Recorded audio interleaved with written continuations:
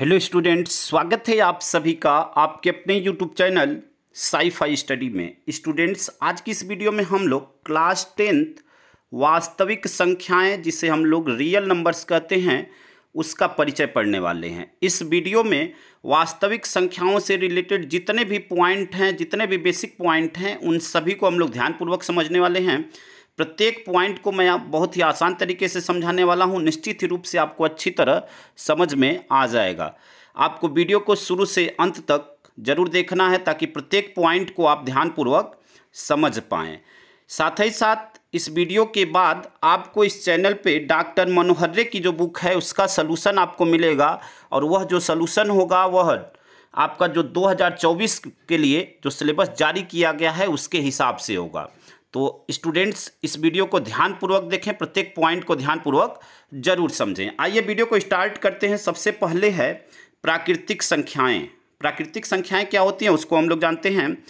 वस्तुओं को गिनने के लिए जिन संख्याओं का प्रयोग किया जाता है उन्हें प्राकृतिक संख्याएं कहते हैं। इसे इंग्लिश में हम लोग नेचुरल नंबर कहते हैं। ठीक है, जब किसी वस्तु को गिनने के लिए जिन संख्याओं का प्रयोग किया जाता है उसे हम लोग क्या कहते हैं, प्राकृतिक संख्याएं कहते हैं। जैसे 1 2 3 4 5 6 ऐसे अनंत तक, इनफाइनाइट तक के जितने भी नंबर होते हैं वह सभी प्राकृतिक संख्याएं होती हैं।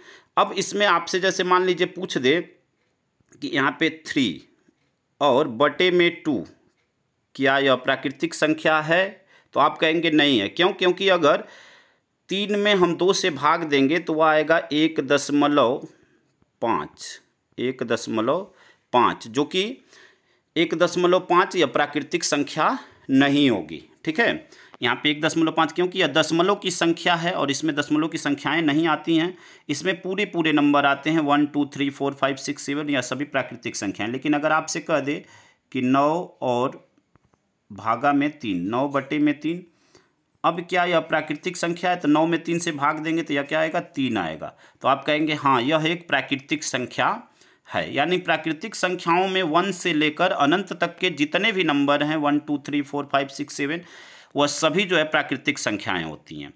आइए अगली संख्या को समझते हैं। अगली संख्या है पूर्ण संख्या। अब देखते हैं पूर्ण संख्या क्या होती है। प्राकृतिक संख्याओं में शून्य को सम्मिलित करने पर जो संख्याएं प्राप्त होती हैं उन्हें पूर्ण संख्या कहते हैं। ठीक है, इसे इंग्लिश में होल नंबर बोलते हैं। ठीक है, दोनों में अंतर क्या है प्राकृतिक संख्या और पूर्ण संख्या में, कि पूर्ण संख्या में 0 भी ऐड हो जाता है, 0 भी इस लिस्ट में सम्मिलित हो जाता है, तो उसे हम लोग कहते हैं, क्या कहते हैं? पूर्ण संख्या कहते हैं। यहाँ पे आप देखिए 0 1 2 3 4 5 6 7 ऐसे या अनंत तक होती है, इनफाइनाइट तक होती हैं। तो इन संख्याओं को हम लोग पूर्ण संख्या कहते हैं। ठीक है, इंग्लिश में इसको होल नंबर कहते हैं। ठीक है स्टूडेंट्स, तो उम्मीद करते हैं कि ये दोनों पॉइंट आप अच्छी तरह समझ गए होंगे। अब तीसरा पॉइंट है आपका पूर्णांक क्या होता है, जिसे हम लोग इंटीजर कहते हैं। पूर्णांक संख्याएं क्या होती हैं इसको हम लोग देखते हैं। तो देखिए, प्राकृतिक संख्याओं में शून्य एवं ऋणात्मक संख्याओं को भी सम्मिलित करने पर जो संख्याएं प्राप्त होती हैं उन्हें पूर्णांक कहते हैं। यानी जो प्राकृतिक संख्याएं हैं उसमें शून्य को लगा दिया जाए, सम्मिलित कर दिया जाए, और जो माइनस में संख्याएं उसको भी सम्मिलित कर दिया जाए, तो उसे हम लोग क्या कहते हैं? पूर्णांक, और उसे इंग्लिश में इंटीजर कहते हैं। ठीक है, आइए उदाहरण को समझते हैं। उदाहरण देखिए क्या है यहाँ पे। उदाहरण यहाँ पे देखिए -4 -3 -2 -1 फिर 0 फिर 1 2 3 4। तो यहाँ पे देखिए क्या है कि यहाँ पे 0 भी लग गया, यानी यहाँ से यहाँ तक, देखिए यहाँ से यहाँ तक यह सभी क्या है? प्राकृतिक संख्याएं हैं। 0 लग गया तो यह क्या हो गई? पूर्ण संख्याएं हो गई। और 0 के अतिरिक्त इसमें जब माइनस भी लगा दें, माइनस वाली संख्याएं भी जुड़ जाएं, तब यह क्या हो जाएगा? पूर्णांक संख्याएं हो जाएंगी, यानी यह इंटीजर हो जाएगा। ठीक है, अब 0 से जो राइट साइड संख्याएं हैं, यानी यह वाली संख्याएं, यहाँ से 0 से जो राइट साइड के नंबर हैं यह, वह सभी क्या कहलाएंगे? इसको हम लोग यहाँ पे, यहाँ से इधर, यह सभी जो है धनात्मक पूर्णांक कहलाते हैं। क्या कहलाते हैं? धनात्मक पूर्णांक कहलाते हैं। ठीक है, और यहाँ 0 से जो लेफ्ट साइड के नंबर हैं यह सभी, यानी -1 -2 -3 -4, वह क्या कहलाते हैं? ऋणात्मक पूर्णांक कहलाते हैं। और यह जो शून्य है इसे शून्य पूर्णांक या 0 पूर्णांक कहते हैं।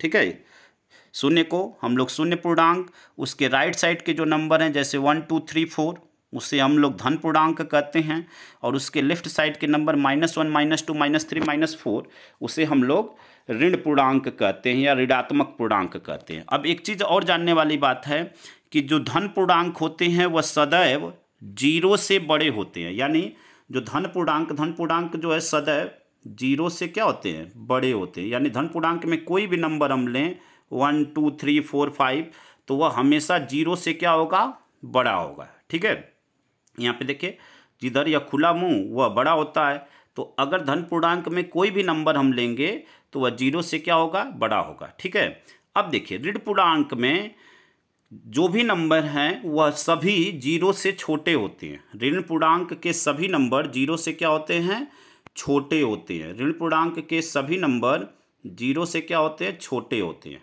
ठीक है, जैसे यहाँ पे 0 बड़ा है किससे, -1 से। ठीक, अब एक चीज़ और जानने वाली बात है कि माइनस में जो 1 है यहाँ पे वह सबसे बड़ा ऋणात्मक नंबर होता है। -1 सबसे बड़ा ऋणात्मक नंबर होता है। ठीक है, और अगर कहें कि सबसे छोटा ऋणात्मक नंबर कौन सा होगा तो वह अनंत तक होगा, उसकी कोई सीमा नहीं है। ठीक है, इनफाइनाइट तक होगा।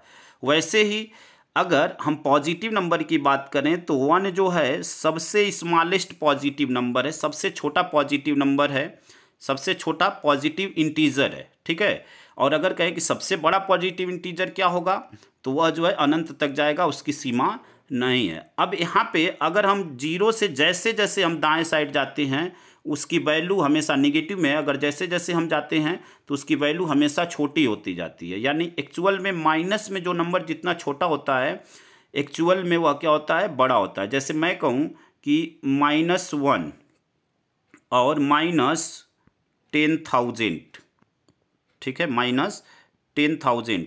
अब मैं कहूँ कि इसमें बड़ा कौन है, -1 और -10,000 में, तो इसमें बड़ा क्या होगा, -1 होगा।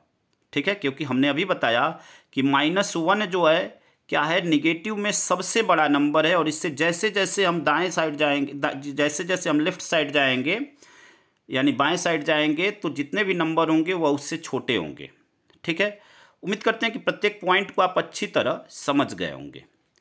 आइए अब समझते हैं परिमेय संख्याएं क्या होती हैं। देखिए परिमेय संख्याएं क्या होती हैं, वे संख्याएं जिन्हें p/q के रूप में लिखा जा सके, वे संख्याएं जिन्हें p/q के रूप में लिखा जा सके उन्हें परिमेय संख्याएं कहते हैं। जहां p और q दोनों पूर्णांक हों लेकिन q कभी शून्य ना हो। देखिए कहने का मतलब क्या है, यहाँ पे कह रहा है कि p और q दोनों जो है, देखिए एक तो p/q के रूप में लिखे जा सके, यह कह रहा है, और जहाँ पे q की वैल्यू 0 नहीं होनी चाहिए, q इक्वल टू नॉट 0, यानी p क्या है यहाँ पे, p अंश है आपका, p क्या है यहाँ पे, अंश है। ठीक है, p जो है यहाँ पे अंश, यानी ऐसी संख्याएं जिन्हें अंश और बटे में हर इस रूप में लिख सकें, अंश बटे हर के रूप में लिख सकें।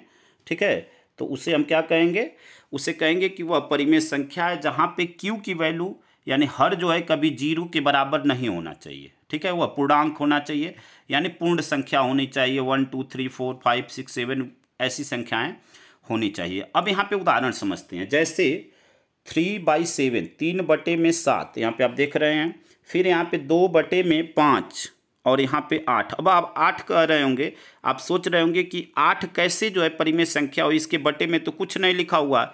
तो देखिए जिस संख्या के बटे में कुछ नहीं होता है तो उसके बटे में हम 1 मान लेते हैं। क्या होता है, 1 होता है। तो यहाँ पे 8/1 यानी यह भी एक क्या है, परिमेय संख्या है। 8/1 यह भी क्या है, एक परिमेय संख्या है, क्योंकि बटे में यहाँ पे 1 छुपा रहता है। वैसे यहाँ पे 3/7, तो यहाँ पे आप देखिए p/q के रूप में है तो यह एक परिमेय संख्या है। यहाँ पे 2/5 यह भी एक परिमेय संख्या है। अब देखिए जो परिमेय संख्याएं होती हैं वो 2 प्रकार की होती हैं, एक तो होता है धनात्मक परिमेय संख्या और दूसरा होता है ऋणात्मक परिमेय संख्या।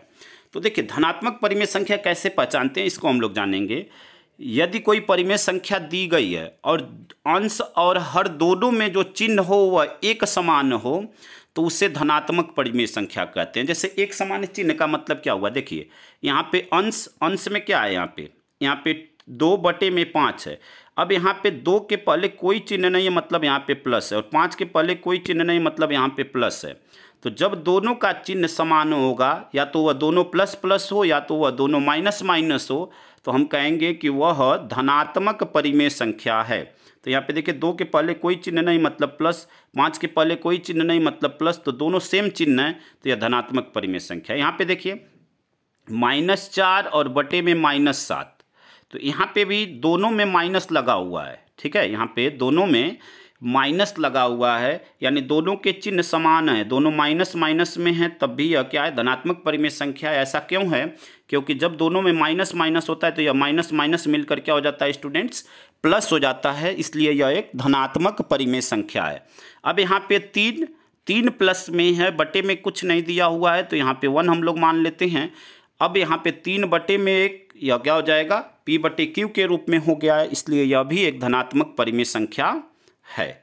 अब यहाँ पे ऋणात्मक परिमेय संख्या को समझते हैं। यहाँ पे ऋणात्मक परिमेय संख्या क्या है, इसको हम लोग देखते हैं।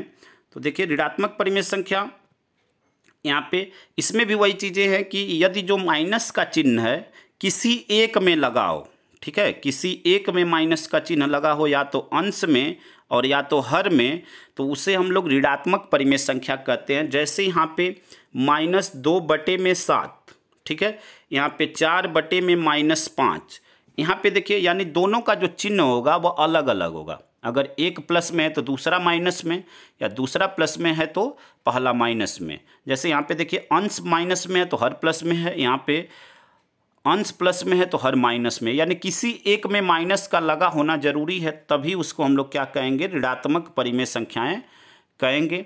यहाँ पे 8, अब देखिए P/Q के रूप में नहीं है तो बटे में हम क्या कर सकते हैं, 1 कर सकते हैं, तो यह एक क्या है, यह एक क्या है, ऋणात्मक परिमेय संख्या है। उम्मीद करते हैं कि परिमेय संख्याएं पूरी चीज़ें आप अच्छी तरह समझ गए होंगे। स्टूडेंट्स, आप सभी का स्वागत है साई-फाई स्टडी के यूट्यूब चैनल पे। स्टूडेंट्स, अगर यहाँ तक आपको अच्छा लगा हो तो वीडियो को लाइक शेयर कमेंट कर दें, अपने दोस्तों तक अधिक से अधिक मात्रा में जरूर शेयर करें। आइए अगले टॉपिक को देखते हैं स्टूडेंट्स। अगला टॉपिक है आपका परिमेय संख्याओं का दशमलव प्रसार। यहाँ पे आप देखिए परिमेय संख्याओं का दशमलव प्रसार 3 रूपों में होता है। पहला होता है शांत दशमलव प्रसार, दूसरा होता है अशांत या उसे अनौसानी आवर्ती प्रसार भी, दशमलव प्रसार भी कहते हैं, तीसरा भी आपको नीचे देखने को मिलेगा। पहले इनको समझते हैं।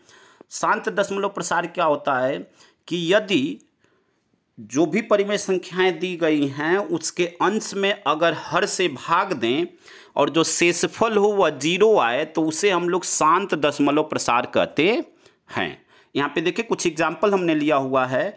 2 बटे में 5, 1 बटे में 2, 6 बटे में 8, 13 बटे में 20 आदि, यह सभी जो है शांत दशमलव प्रसार वाली संख्याएं हैं। आइए चेक करते हैं। तो यहाँ पे देखिए अगर हम लोग 2 और बटे में क्या होगा 5, अब यहाँ पे भाग देंगे तो 2 छोटा है तो यहाँ पे क्या कर लेंगे, दशमलव लगा लेंगे। दशमलव लगाने के बाद यहाँ पे 0 लगा सकते हैं। अब यह क्या हो गया 20, अब 5 चौके क्या होगा 20 होगा, तो यहाँ पे यह क्या हो गई, पूरी कट गई, ठीक है। यहाँ पे जो शेषफल है वह क्या आया, शेषफल जो है 0 आ गया। तो जब शेषफल 0 आ जाएगा तो हम कहेंगे कि उसका प्रसार क्या होगा, शांत दशमलव प्रसार होगा। सबसे पहले प्रसार क्या होता है, देखिए जब दशमलव के बाद यह जो है क्या हो जाएगा, अगर हम कहें 2/5 का दशमलव प्रसार क्या होगा तो आप कहेंगे 0.4 या 0.4, तो यह उसका दशमलव प्रसार हो गया। उसका दशमलव प्रसार क्या होगा 0.4। शांत दशमलव प्रसार क्या होगा कि अगर 1, 2, 3 स्टेप में जाकर अगर यह पूरा कट जाता है, यानी जो शेषफल है यहाँ पे आप देख रहे हैं कि जो शेषफल है यहाँ पे क्या आ रहा है 0, शेषफल क्या आ रहा है 0 आ रहा है, तो हम कहेंगे कि इसका जो दशमलव प्रसार है वह क्या है, शांत है, ठीक है। इसका दशमलव प्रसार क्या है, शांत है, क्योंकि यहाँ पे शेषफल क्या आ रहा है 0। आइए अगले को चेक करते हैं कि क्या वह शांत है या नहीं है। तो यहाँ पे देखिए अगर हम बात करें यहाँ पे 6 बटे में 8, मान लीजिए 6 में 8 से भाग देना है, 6 और भागे 8, ठीक है। अब 6 छोटा है तो यहाँ पे दशमलव लगाएंगे। दशमलव लगाने के बाद यहाँ से क्या करेंगे 0 बढ़ा सकते हैं, 60 हो गया। 8 का पहाड़ा पढ़ेंगे तो 8 सते होता है 56, तो यहाँ पे 56, ठीक है। अब 56 लिखने के बाद क्या करेंगे यहाँ से, अब 56 यहाँ पे माइनस करेंगे। अब यहाँ पे क्या आएगा 4 बचेगा, ठीक है, दशमलव लगाए हुए जीरो बढ़ा सकते हैं, 8 पचे क्या हो जाएगा 40। तो यहाँ 40 लिख कर माइनस करेंगे तो आप देख रहे हैं कि जो शेषफल आएगा वह क्या आएगा, 0 आएगा। यानी इसका जो दशमलव प्रसार होगा वह शांत होगा। जब आपका शेषफल 0 आ गया तो उसका दशमलव प्रसार क्या होगा स्टूडेंट्स, शांत दशमलव प्रसार होगा। ऐसे आप किसी को भी चेक कर सकते हैं, ठीक है। अब आप कहेंगे कि क्या हमें हर क्वेश्चन में अगर बड़ी संख्याएं होंगी तो सब में डिवाइड करके देखना है कि उसका दशमलव प्रसार शांत होगा या नहीं? तो आपको सभी को नहीं देखना है। पिछली कक्षा में यानी क्लास 9th में आप डिवाइड करके भाग देकर आप चेक कर रहे थे कि इसका दशमलव प्रसार शांत है अथवा नहीं है, लेकिन यहाँ पे आप डायरेक्ट भी समझ सकते हैं। तो देखिए कैसे जानेंगे कि किसका दशमलव प्रसार शांत होगा और किसका दशमलव प्रसार शांत नहीं होगा। तो देखिए जब भी जो संख्या हर में दी गई है, जैसे मान लीजिए कोई भी संख्या ले लेते हैं, सपोज 8 है यहाँ पे, तो 8 को लिखते हैं, उसका अभाज्य गुणनखंड करेंगे। जो संख्या हर में है उसका हम लोग क्या करेंगे, अभाज्य गुणनखंड करेंगे। तो 8 के अगर अभाज्य गुणनखंड हम करें, यहाँ पे अभाज्य गुणनखंड आपको आता ही होगा, 2 चौक के 8, 2 दूनी 4 और 2 एकम 2, यानी 8 के जो अभाज्य गुणनखंड आए वह 2 गुणे 2 गुणे 2 आए, ठीक है। 8 के अभाज्य गुणनखंड 2 गुणे 2 गुणे 2।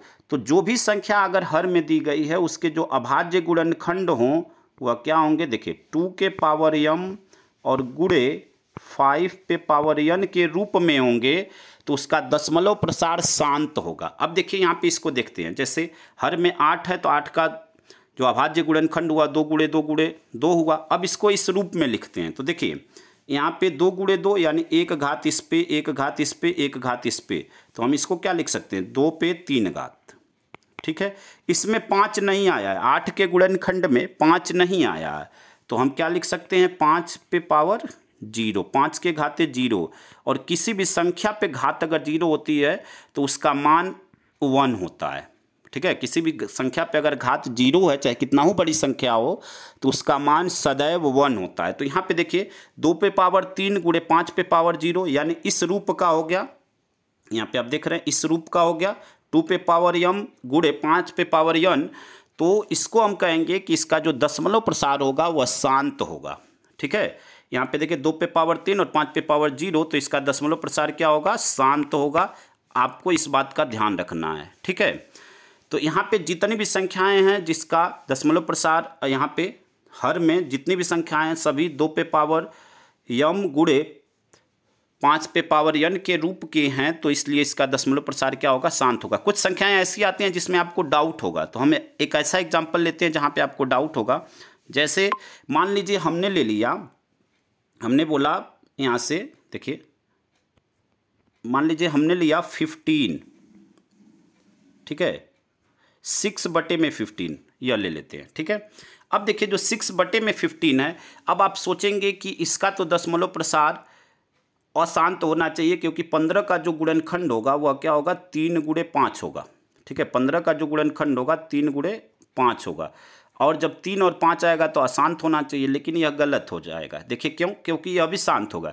जब भी आपको ऐसी संख्याएं दी गई हैं तो सबसे पहले हम अंश और हर अगर कट हो रहे हैं तो उसको कट कर देंगे। देखिए 3 दूनी 6 और 3 पचे 15, यानी 2/5 क्या हो गया, 2/5। यहाँ पे भाग देंगे तो यह क्या हो जाएगा, 0.4 आएगा, यानी यह क्या हो जाएगा, एक शांत दशमलव प्रसार होगा। तो आपको अगर अंश हर में इस टाइप से दिया हुआ हो और वह यहाँ पे अगर कट हो रहा है तो कट करके उसको चेक करेंगे, न कि डायरेक्टली चेक करेंगे। अगर डायरेक्टली चेक करेंगे तो आप बोल देंगे अशांत है, लेकिन यह एक शांत है। देखिए 3 गुणे 5 तो आप कहेंगे कि 2 पे पावर m और गुणे 5 पे पावर n के रूप का नहीं है, तो यह अशांत हो जाएगा, लेकिन यह है। देखिए यहाँ पे भाग देने पे 5 आया, यानी 2/5।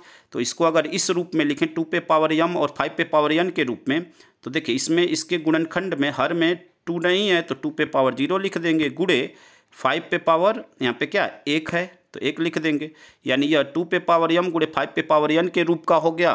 तो इसका जो दशमलव प्रसार होगा वह क्या हो जाएगा, शांत होगा, ठीक है। उम्मीद करते हैं कि इसको आप अच्छी तरह समझ गए होंगे स्टूडेंट्स कि शांत दशमलव प्रसार क्या होता है, ठीक है। अब अगले को समझते हैं। अब हम लोग समझेंगे अशांत या अनवसानी आवर्ती दशमलव प्रसार क्या होता है, इसके बारे में समझते हैं। तो आइए इसको देखते हैं। अब क्या होता है, यह अशांत में देखिए क्या होता है कि इसमें जो संख्याएं होती हैं दशमलव के कुछ अंक के बाद उसका रिपीट होना चालू हो जाता है। ठीक है, जो दशमलव हैं वह रिपीट होना चालू, दशमलव के बाद जो संख्याएं हैं वह रिपीट होना चालू हो जाती हैं, यानी उसी को हम लोग अशांत या अनवसानी आवर्ती प्रसार कहते हैं। आइए इसको चेक करते हैं। यहाँ पे 1/3 यानी 1 में अगर हम 3 से भाग दें, यहाँ पे 1 में, यह 1 है आपका, यहाँ पे देखिए, यहाँ पे 1 में अगर हम 3 से भाग दें तो देखिए क्या हो जाएगा। यहाँ पे दशमलव लगाएंगे क्योंकि छोटा है, यह 10 हो गया। 3 तिरिके क्या हो जाएगा 9। यहाँ पे क्या करेंगे, 10 में से 9 गया 1 हो जाएगा।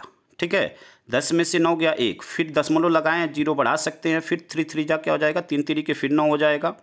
तो यहाँ पे 9, फिर क्या होगा, फिर 1 आएगा, फिर 3 तिरिके 9। मतलब क्या हुआ कि यहाँ पे दशमलव के बाद आप देख रहे हैं कि संख्याएं रिपीट होती जा रही हैं, सेम संख्याएं रिपीट होती जा रही हैं। तो इस प्रकार के प्रसार को हम लोग अशांत या अनवसानी आवर्ती प्रसार कहते हैं। और इसको अगर हमें प्रदर्शित करना हो, जैसे 1/3 को हमें लिखना हो कि क्या लिख सकते हैं, तो एक तो यह लिख सकते हैं 0.33333, ऐसे यह इनफाइनाइट तक जाएगा।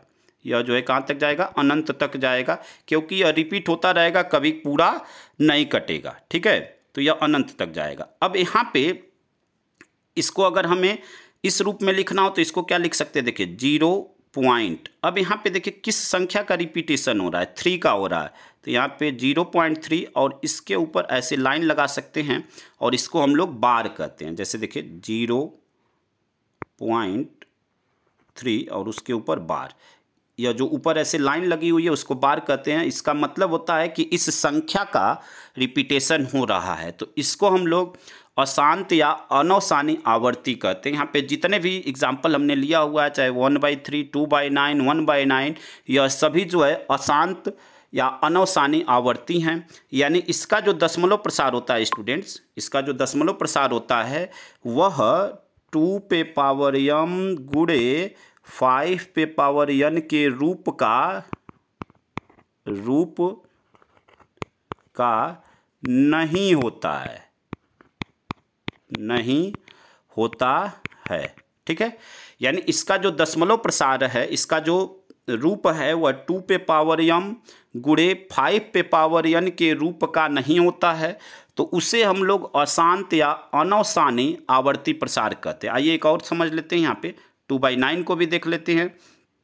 तो यहाँ पे देखिए अगर 2 में हम 9 का भाग देंगे, यहाँ पे 2 में अगर 9 का हम भाग देंगे, तो 2 में अगर 9 से भाग देंगे तो देखिए इसका दशमलव प्रसार क्या हो जाएगा। देखिए यहाँ पे 2 और 9, अब भाग देंगे तो देखिए दशमलव लगाएंगे क्योंकि यहाँ पे 2 छोटा है 9 से। अब यहाँ पे 0 बढ़ा लेंगे तो 9 के पहाड़ा में 9 दूनी 18, यानी यहाँ पे 18 हो जाएगा। फिर 2 आएगा, दशमलव लगाएं, 0 बढ़ा सकते हैं, फिर 9 दूनी 18। ठीक है, फिर यहाँ पे माइनस करेंगे, फिर 2 आएगा, 9 दूनी 18। यानी यहाँ पे क्या है, 2 जो है बार बार रिपीट हो रहा है, 2 की पुनरावृत्ति हो रही है बार बार। तो यहाँ पे यह क्या है, इसीलिए इसको हम लोग अशांत या अनवसानी आवर्ती प्रसार दशमलव प्रसार कहते हैं। इसको अगर हमें प्रदर्शित करना हो तो हम क्या कह सकते हैं, 0.2 और इसके ऊपर ऐसे लाइन यानी इस बार लगा देंगे, तो इसको क्या कह देंगे कि यह एक अशांत अनवसानी आवर्ती प्रसार है।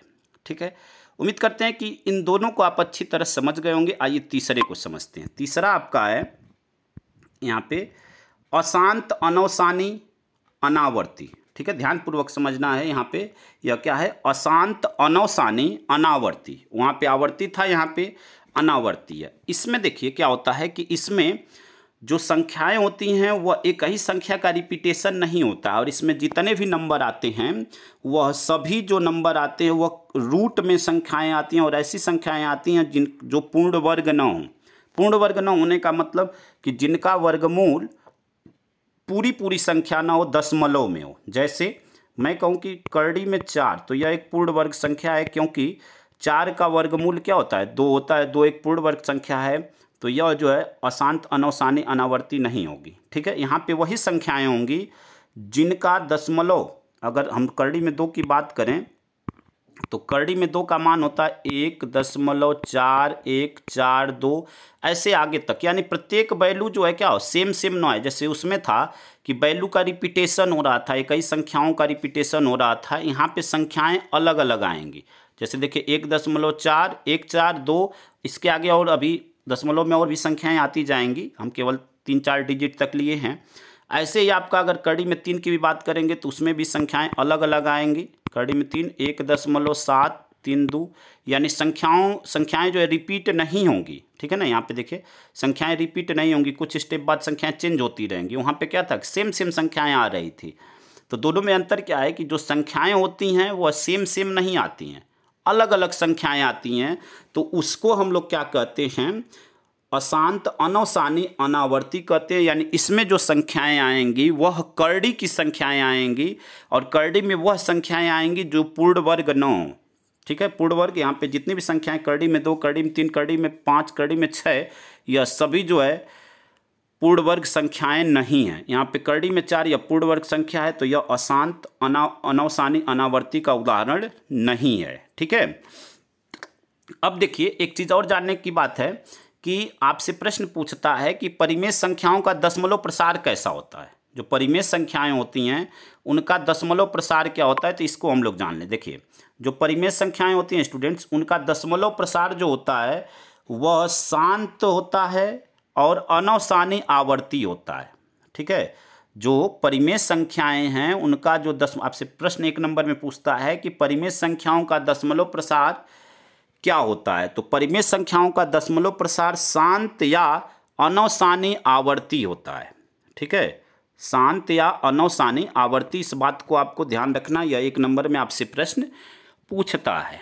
अब देखिए, अब आपसे प्रश्न पूछता है कि अपरिमेय संख्याओं का क्या होता है, अपरिमेय संख्याओं का दशमलव प्रसार क्या होता है। तो जो अपरिमेय संख्याओं का दशमलव प्रसार होता है वह अनवसानी अनावर्ती होता है, अशांत या अनवसानी अनावर्ती, ठीक है। उसका दशमलव प्रसार क्या होता है, अनवसानी अनावर्ती होता है अपरिमेय संख्याओं का। तो यह आपको पॉइंट ध्यान रखना है, क्योंकि यह बहुत इंपॉर्टेंट पॉइंट है और अक्सर आपसे प्रश्न इससे पूछा जाता है। तो उम्मीद करते हैं स्टूडेंट्स कि यहाँ तक आप बिल्कुल अच्छी तरह समझ गए होंगे। आइए अगले टॉपिक को देखते हैं। अगला टॉपिक आपका अपरिमेय संख्याएं। तो देखिए अपरिमेय संख्याएं क्या होती हैं, वे संख्याएं जिन्हें P/Q के रूप में न लिखा जा सके उन्हें अपरिमेय संख्याएं कहते हैं। यानी ऐसी संख्याएं जिन्हें अंश बटे हर के रूप में, अंश और बटे में हर, अंश बटे हर के रूप में न लिखा जा सके उन्हें हम लोग क्या कहते हैं, अपरिमेय संख्याएं। इसे इंग्लिश में इरेशनल नंबर कहते हैं और परिमेय संख्याओं को रेशनल नंबर कहते हैं, ठीक है। अब यहाँ पे देखिए कुछ उदाहरण हमने लिया हुआ। उदाहरण क्या है, करड़ी में 2, करड़ी में 3, करड़ी में 11, करड़ी में 10, यह सभी क्या हैं, यह सभी अपरिमेय संख्याएं हैं, ठीक है। यहाँ पे यह सभी क्या है, अपरिमेय संख्याएं हैं। जो अपरिमेय संख्याएं होती हैं वह सभी करड़ी में होती हैं, लेकिन करड़ी में वही संख्याएं होती हैं जो पूर्ण वर्ग न हों, ठीक है। यहाँ पे जितनी भी संख्याएं यह सभी पूर्ण वर्ग नहीं हैं। अगर संख्या पूर्ण वर्ग है तो वह जो है क्या हो जाएगी, वह परिमेय संख्या की कैटेगरी में आएगी, क्योंकि उसे हम P/Q के रूप में लिख सकते हैं, ठीक है। अब आप यहाँ पे सोचेंगे कि क्या करड़ी में 2 को P/Q के रूप में नहीं लिख सकते, तो देखिए क्या होगा। देखिए मान लीजिए हमने लिखा करड़ी में 2 बटे में 1 होता है, ठीक है। अगर हम इसमें करड़ी में 2 में 1 से भाग देंगे तो यह क्या आएगा, करड़ी में 2 ही आएगा, ठीक है। यानी वही संख्या आएगी। अगर इसको दशमलव में करें, दशमलव में करें तो क्या आएगा, 1.414 और बटे में 1, तब भी वही आएगा। अगर बटे में 1 लिखे तो यहाँ पे जो संख्या होनी चाहिए P और Q क्या होने चाहिए, पूर्णांक होने चाहिए। तो यहाँ पे देखिए P की वैल्यू पूर्णांक नहीं है, क्योंकि दशमलव में यह संख्या पूर्णांक नहीं है। अगर पूर्णांक नहीं है तो वह क्या हो जाएगा, अपरिमेय संख्या। अगर यही पूर्णांक रहता तब क्या हो जाता, परिमेय संख्या हो जाती, ठीक है। तो इसलिए यहाँ पे जितनी भी संख्याएं होंगी जो जिसका पूर्ण वर्ग जो नहीं है वह सभी किस में आएंगी, अपरिमेय संख्या में आएंगी। अगर वही संख्या अगर पूर्ण वर्ग होती तो वह परिमेय संख्या हो जाती। जैसे मैं कहूँ कि करड़ी में 9, तो करड़ी में 9 का वर्गमूल क्या होता है, 3 होता है।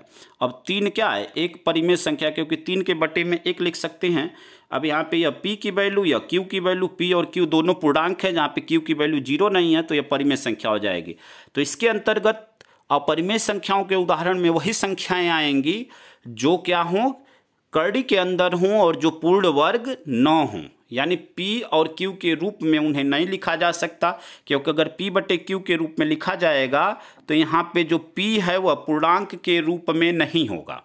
तो इसलिए हम लोग इसे क्या कहेंगे, अपरिमेय संख्याएं कहेंगे। उम्मीद करते हैं कि इसको आप अच्छी तरह समझ गए होंगे। अब देखिए हम लोग जानेंगे अभाज्य संख्या के बारे में। देखिए अभाज्य संख्याएं क्या होती हैं, वे संख्याएं जो एक और स्वयं के अतिरिक्त किसी और से विभाजित न हों उन्हें अभाज्य संख्याएं कहते हैं।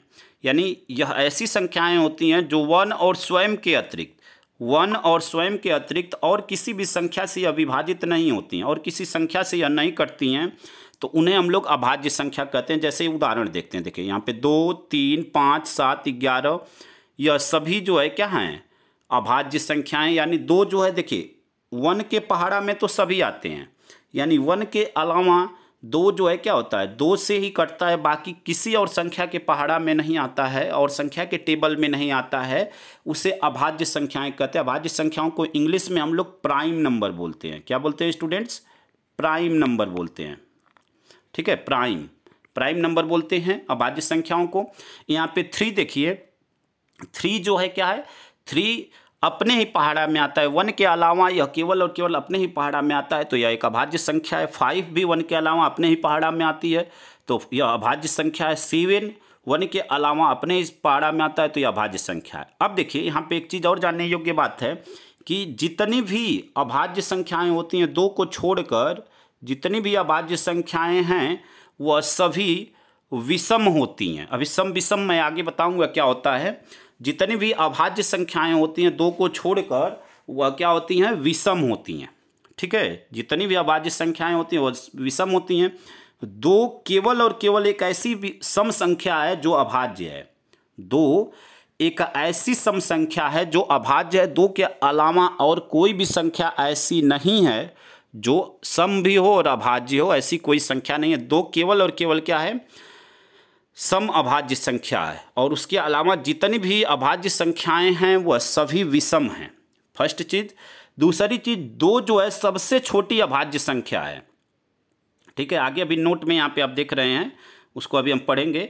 तो 2 सबसे छोटी अभाज्य संख्या है, इस बात को आपको ध्यान रखना है। आइए अब देखते हैं भाज्य संख्याएँ क्या होती हैं। तो देखिए भाज्य संख्याएँ क्या होती हैं, वे संख्याएँ जो एक और स्वयं के अतिरिक्त अन्य किसी संख्या से पूर्णतः विभाजित हो जाती हैं उन्हें हम क्या कहते हैं, भाज्य संख्याएं कहते हैं। यानी इसमें एक और स्वयं के अतिरिक्त और भी किसी संख्या से, किसी और नंबर से अगर वह पूर्णतः विभाजित का मतलब कि भाग देने पे जो शेषफल हो वह 0 आ जाता है, तो उसे हम लोग भाज्य संख्या कहते हैं। जैसे यहाँ पे देखिए, अब यहाँ पे देखते हैं जैसे में यहाँ पे 4, 6, 8, 12, 15 आदि। अब यहाँ पे देखिए 4 क्या होता है, 1 से कटेगा ही, 4 से भी कटेगा, लेकिन 4 2 के पहाड़ा में भी आता है। ठीक है, तो इसलिए इसको हम लोग क्या कहेंगे, इसको हम लोग कहेंगे भाज्य संख्याएं। ठीक है, 6 जो है क्या होता है, देखिए 1 से कटेगा ही, 6 2 के पहाड़ा में भी आता है, 3 के पहाड़ा में भी आता है, 6 अपने भी पहाड़ा में आता है।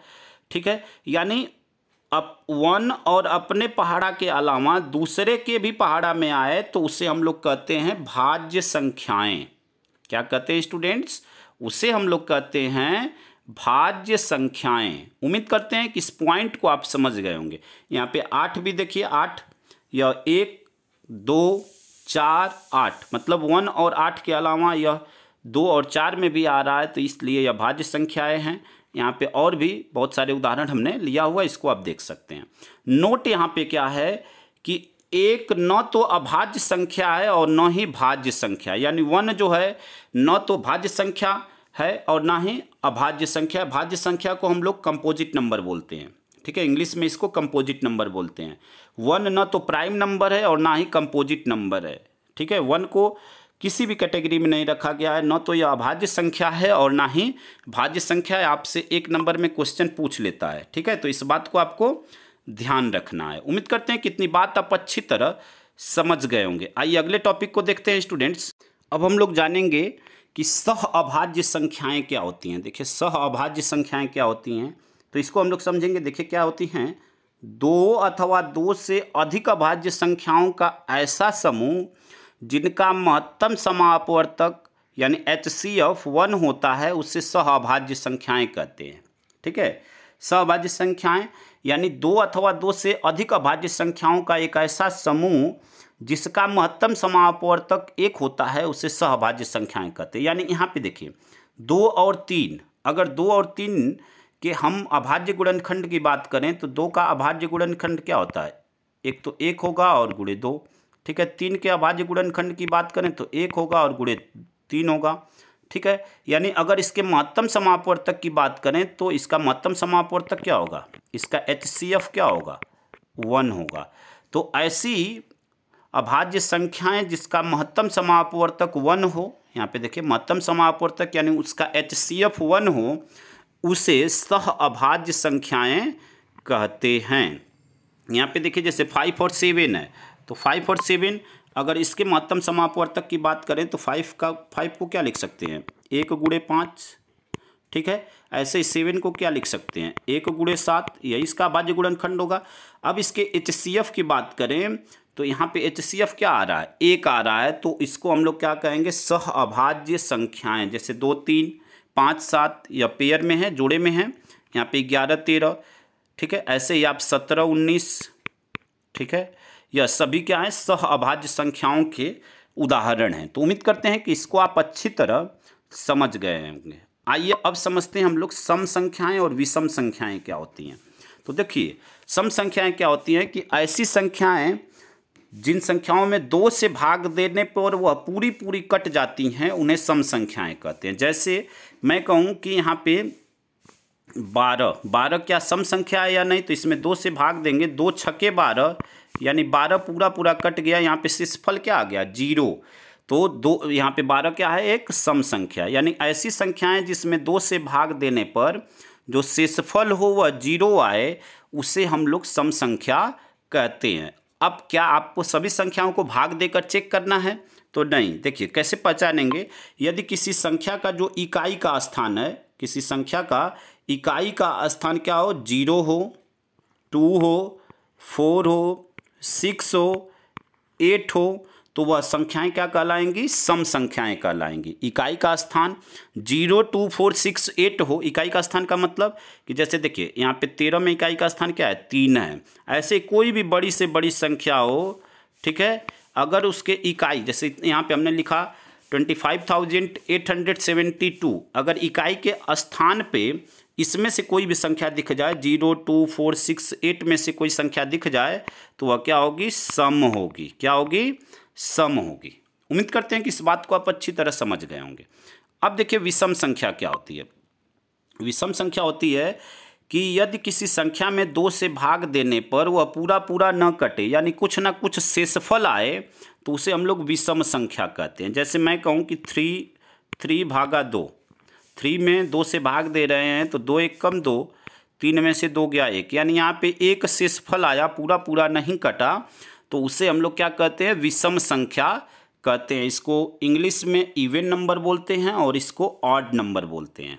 ठीक है, सम संख्याओं को इवन नंबर्स और विषम संख्याओं को ऑड नंबर्स बोलते हैं। ठीक है, अब देखिए यहाँ पे अगर कहेंगे क्या इसको कैसे पहचानेंगे, तो यहाँ पे इसकी पहचान यही है कि यदि उसके वो इकाई के स्थान पे 0, ठीक है ना, जो संख्याएं अभी बताए हैं 0 2 4 6 8, इसमें से नहीं आएंगी। ठीक है, यह संख्याएं नहीं आएंगी, वह विषम संख्याएं होंगी। या दूसरे वे में आप यह कह सकते हैं कि जो संख्याएं सम नहीं होंगी वह क्या होंगी, विषम होंगी। ठीक है, जो संख्याएं सम नहीं होंगी वह क्या होंगी, विषम होंगी। यानी जिनके इकाई के स्थान पे 0 2 4 6 8 नहीं आएगा, वह सभी संख्याएं क्या होंगी, विषम होंगी। ठीक है, तो यह आपका पूरा इंट्रोडक्शन पार्ट था और इसमें उन्हीं टॉपिक का हमने इंट्रोडक्शन दिया है जो 2024 के सिलेबस में आने वाले हैं। ठीक है, तो उम्मीद करते हैं स्टूडेंट्स कि यहाँ पे प्रत्येक टॉपिक आपको अच्छी तरह समझ में आ गया होगा। स्टूडेंट्स, अगर यह वीडियो आपको अच्छी लगी हो तो वीडियो को लाइक शेयर कमेंट करें। चैनल पे नए हैं तो चैनल को ज़रूर सब्सक्राइब करें। अब इसके बाद आपको प्रश्नावली के सलूशन आपको मिलना चालू हो जाएंगे। अधिक से अधिक मात्रा में इस वीडियो को अपने दोस्तों तक शेयर करें, क्योंकि इस वीडियो को बनाने में हमने बहुत समय लिया है और आपके लिए बहुत ही अधिक मेहनत किया है। इसलिए स्टूडेंट्स चैनल को ज़रूर सब्सक्राइब करें और कम से कम अपने एक दोस्त को वीडियो को ज़रूर शेयर करें। धन्यवाद स्टूडेंट्स। जय हिंद, जय भारत।